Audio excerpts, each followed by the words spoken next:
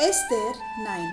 Now in the 12th month, which is the month of Adar, on the 13th day, when the king's command and edict were about to be executed, on the very day when the enemies of the Jews hoped to gain power over them, but which had been changed to a day when the Jews would gain power over their foes, the Jews gathered in their cities throughout all the provinces of King Ahasuerus to lay hands on those who had sought their ruin, and no one could withstand them, because the fear of them had fallen upon all peoples.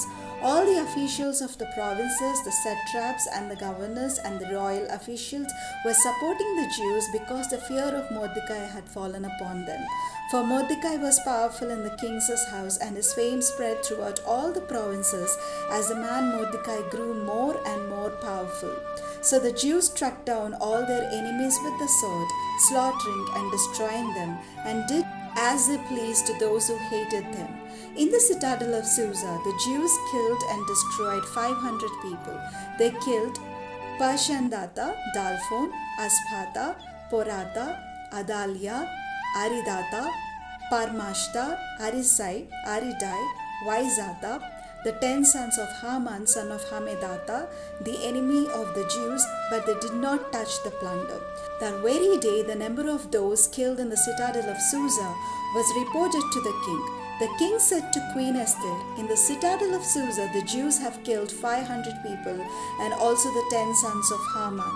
What have they done in the rest of the king's provinces? Now what is your petition? It shall be granted you. And what further is your request? It shall be fulfilled." Esther said, "If it pleases the king, let the Jews who are in Susa be allowed tomorrow also to do according to this day's edict. And let the 10 sons of Haman be hanged on the gallows." So the king commanded this to be done.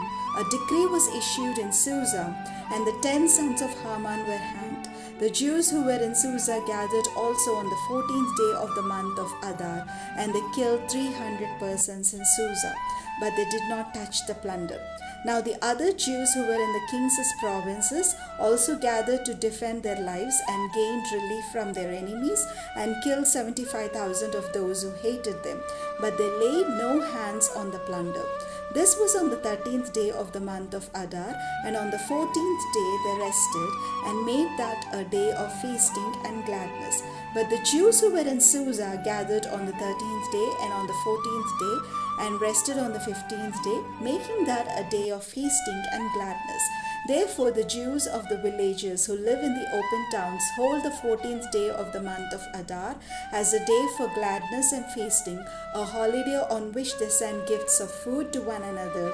Mordecai recorded these things and sent letters to all the Jews who were in all the provinces of King Ahasuerus, both near and far, enjoining them that they should keep the 14th day of the month of Adar, and also the 15th day of the same month, year by year, as the days on which the Jews gained relief from their enemies, and as the month that had been turned for them from sorrow into gladness, and from mourning into a holiday, that they should make them days of feasting and gladness, days for sending gifts of food to one another and presents to the poor. So the Jews adopted as a custom what they had begun to do, as Mordecai had written to them. Haman, son of Hamedata the Agagite, the enemy of all the Jews, had plotted against the Jews to destroy them, and had cast pur, that is, the law, to crush and destroy them. But when Esther came before the king, he gave orders in writing that the wicked plot that he had devised against the Jews should come upon his own head, and that he and his sons should be hanged on the gallows. Therefore these days are called Purim, from the word pur. Thus, because of all that was written in this letter, and of what they had faced in this matter, and of what had happened to them, the Jews established and accepted as a custom for themselves and their descendants, and all who joined them, that without fail they would continue to observe these 2 days every year, as it was written, and at the time appointed. These days should be remembered and kept throughout every generation, in every family, province, and city.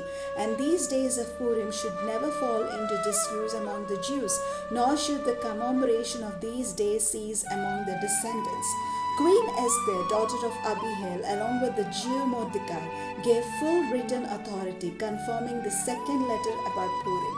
letters were sent wishing peace and security to all the Jews, to the 127 provinces of the kingdom of Ahasuerus, and giving orders that these days of Purim should be observed at their appointed seasons, as the Jew Mordecai and Queen Esther enjoined on the Jews, just as they had laid down for themselves and for their descendants regulations concerning their fasts and their lamentations. The command of Queen Esther fixed these practices of Purim, and it was recorded in writing. Esther 10. King Ahasuerus laid tribute on the land and on the islands of the sea, all the acts of his power and might, and the full account of the high honor of Mordecai, to which the king advanced.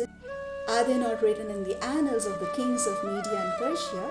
For Mordecai the Jew was next in rank to King Ahasuerus, and he was powerful among the Jews and popular with his many kindred, for he sought the good of his people and interceded for the welfare of all his descendants.